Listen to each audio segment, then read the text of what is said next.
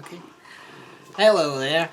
So, the past couple of years, I've done a few videos where I talked about um, video games that I tried to make as a kid, and back in August, I believe it was, I did a video where I talked about video games I used to play outside as a kid, like with my neighbor. When we used to play like Mortal Kombat, Pokemon, Doom. We would basically just interact with the air, and used our imaginations. We even played Megaman out there. I remember, like, we used to just wear a hoodie and then we'd pull the sleeve over our shirts, but I mean our hands. But anyway, for this week, I decided I'd talk about video game characters that I drew as a kid. Most of these were back in like the early mid '90s, somewhere around that. But and part of the reason the thing is, unless you're living under a rock, there's a worldwide pandemic going on right here now. I've done my research on it, but I'm not going to talk about it. Even if my channel was monetized, it's not the kind of thing I would talk about on here. I just, I hope you guys are all doing okay, you're staying safe and everything.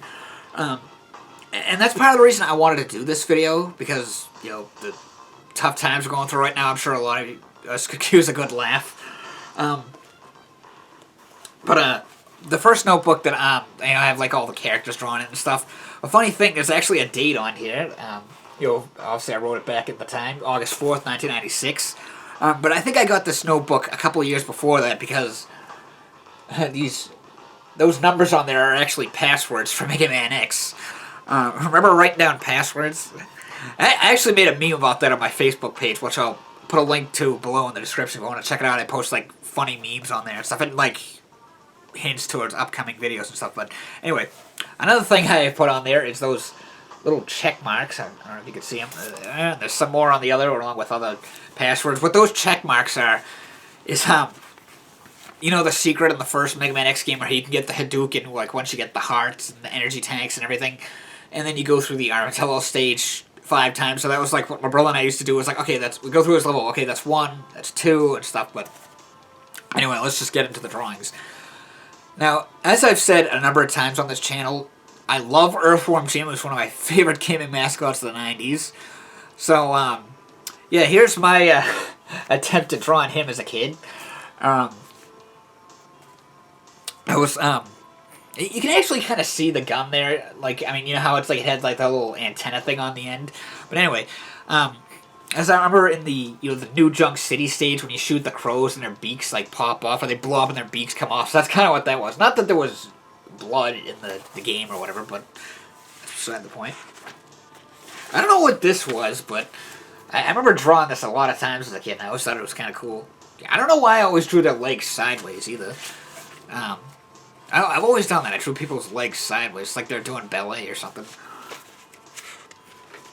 There's that sub-boss guy from New Junk City, Billy the Bin or something like that. I forget his name is. Skip through a number of pages here. I apologize. That's what I'm looking for. Just gotta get to the right page. Oh, missed one. Alright, now. Obviously, during this time, like the mid-90s, Killer Instinct was huge. Like, I remember seeing it in the, hearing about it in, like, game magazines. Then it was at the arcade that used to be across the street from my mom's house, like, way back when. And I remember it was actually one of those ones where it had, like, the booth type of thing. Like, it was, it had a huge TV screen, or a huge screen, whatever. Like, the cabinet was huge. Like, it had the big screen, then the speakers on the back, and it had, like, a bench where you could sit down. And I remember just being, like, at the time, being, like, blown away by the graphics. And, like, the sound and stuff. Like, I remember one of my favorite characters was always Glacius. And I remember, like, his projectile weapon, which was, like, it was like a thing that would bounce on the ground, like, boom, boom, and it just, like, sounded, like, amazing with the speakers and stuff. But anyway, and this was probably around the time the game came out on the Super Nintendo, when it was ported to the Super Nintendo. And, so this was just, like, my attempt at drawing some of the characters from that. So here we have Glacius, which, it's fairly decent, I guess. Not great. I mean, it doesn't look like Glacius. It looks like something else. I don't know. Maybe, I don't know. Skip. I don't know why I did one on each page. Like, talk about a waste of paper. Wow. So that's Fulgore. Looks more like a, I don't know, a gray gingerbread man or something. Oh my god, that is awful.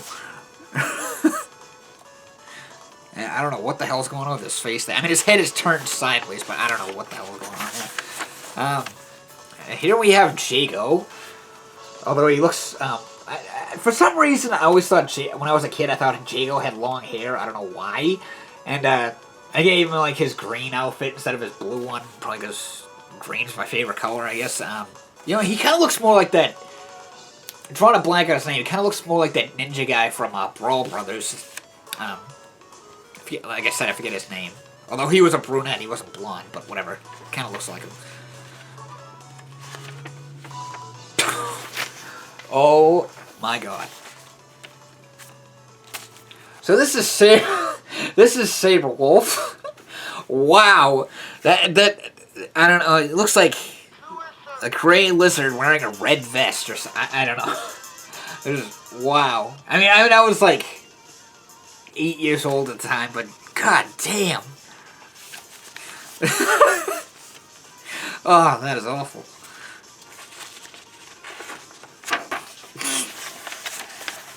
And here we have Orchid, which her batons look like two glowing baseball bats, and I don't know what her lips are doing there, but it kind of looks like Julia Roberts. Ugh.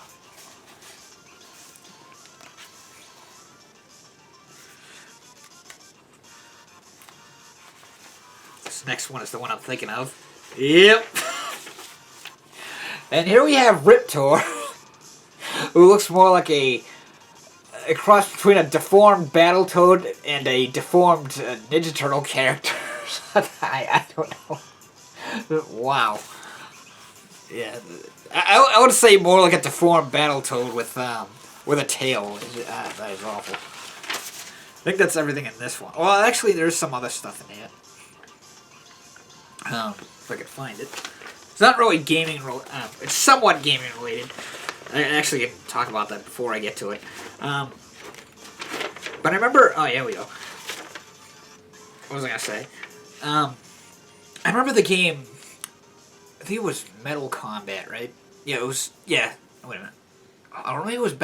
The Super Scope games, one of them was called Metal Combat, one was called Battle Clash. I think Battle Clash was the first one, and then Metal Combat...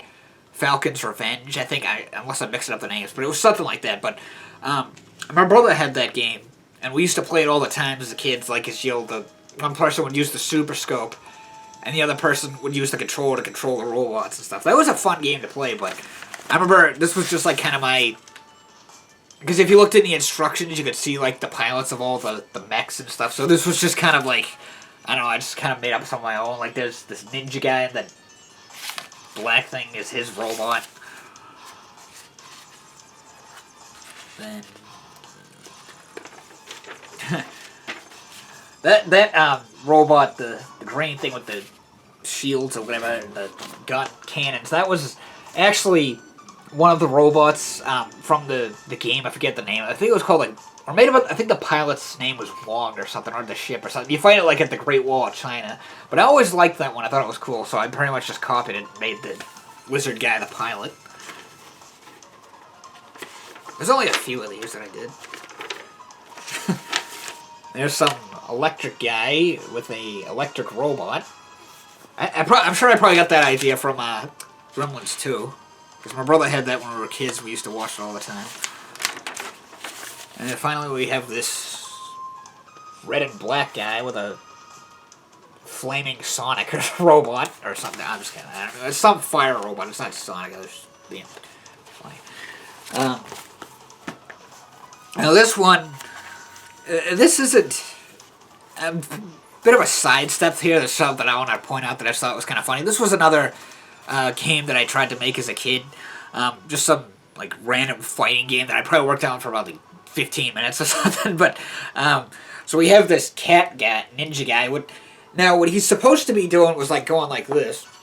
Instead, it looks like his neck is broken and his arms are tangled together. Now, like I said, there's a reason I wanted to bring this up. Here we go. Now, I haven't played a Samurai Shodown game since... in decades, anyway. But I remember in the second game when it came out in the arcade, and it was at the one that used to be across the street from my mom's house, and it had all the characters except for... I forget his name, the guy with the red mask. He was the only one who wasn't in it. And I think it was actually... Because back then I never really looked into the character stories or anything, but one of the new characters was this girl with a monkey that came around with her. And I'm pretty sure the monkey was that guy with the red mask. He was turned into him or something. But anyway, there was another guy, another new character who was like a Bushido type of guy.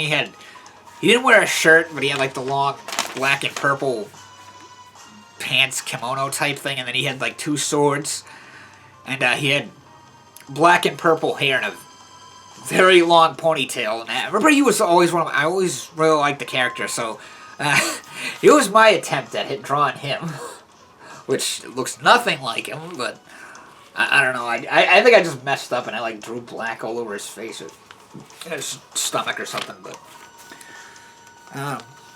now we're gonna actually jump into, God, this was probably when I was in junior high, maybe, so it was like the early 2000s. Now, at the I made, for one reason, I just made like a bunch of random Mega Man characters, and because,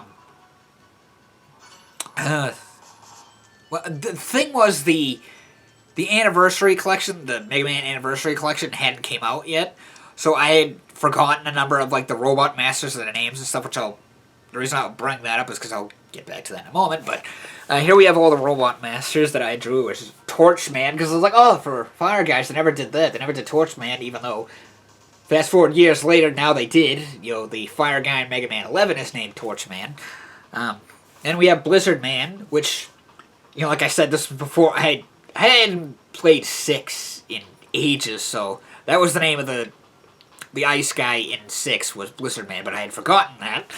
And I remember, like, I had, like, actually thought out some ideas with this and stuff. Like, what was going to be, like, I had thought out, like, attack patterns for some of these guys and stuff. Like, for Blizzard Man, it was, like, he had a vent in his mouth that would, like, spin, and then it would, like, generate ice that would shoot out. He had these Dr. Octopus, like, tentacles that he would use to swing around, and he would suck in snow and shoot out icicles, which that was actually the power you got from was icicles. We have Tack Man, yeah, then Ink Man, Brick Man, Striker Man, I think his name was, or yeah, he actually looks kind of cool, I think. Bear Trap Man and Static Man. For some reason I made him look like a snake, but whatever. And that's creative. He sucks in laundry to make friction or whatever to create like static electricity. Wow. But the idea I had was that Ink Man's weapon used against Bear Trap Man, what it was going to be like was that the weapon you got from Ink Man was basically you shoot out ink that like causes opponents to stick to the ground. So, excuse me. In this case, Bear Trap Man, the level where you fought him, there was going to be like spikes on the ceiling. So when you shoot the ink, you know, Ink Man's weapon, he would like stick to the ground and like, then he'd like force himself loose and he'd fly up with the spikes on the ceiling and hurting himself. But yeah. Now, I also drew some Mega Man X characters, so we'll go through them real quick. Again, using the word Torch, we have Torch Mountain Lion, who has like a flamethrower on the palm of his hand. Now, what it was supposed to be like was those... I thought it was mountain lions, but I think it's actually something else. Those big cats that... I can't really impersonate the roar they do, but it's something like "Row" or something like that. Maybe you know what I'm talking about, but like I said, I don't think it's mountain lions, it's something else. But anyway, that's what, yeah, that was the reason I wanted to do that. Now,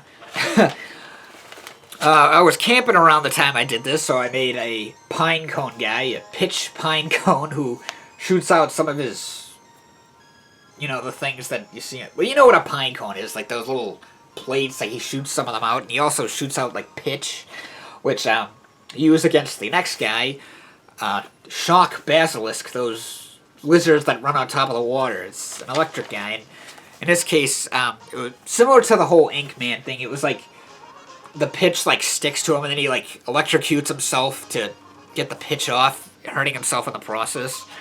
Then we have Sickle Mantis, which actually was done in the 8th game, I believe. They had a Mantis. To my knowledge, this has never been done before. A Roadrunner, Rapid Roadrunner. I thought that would be kind of cool to see. Then we have Charge Buffalo, even though it had been years since I played Mega Man X3, so I didn't know there was already been a Buffalo, or I had forgotten, but whatever. And then we also have... This one I kind of just threw together at the last minute. I literally used the same markers that I did with the Buffalo. It's just some anteater guy. And finally we have a Shark. Savage Shark. So, that's pretty much like most of the stuff I drew as a kid. Like video game characters and stuff. Like I said, most of the other ones were ones that I worked on for games, which I did other videos on and stuff, so hope you guys got a good laugh out of this and you're staying safe.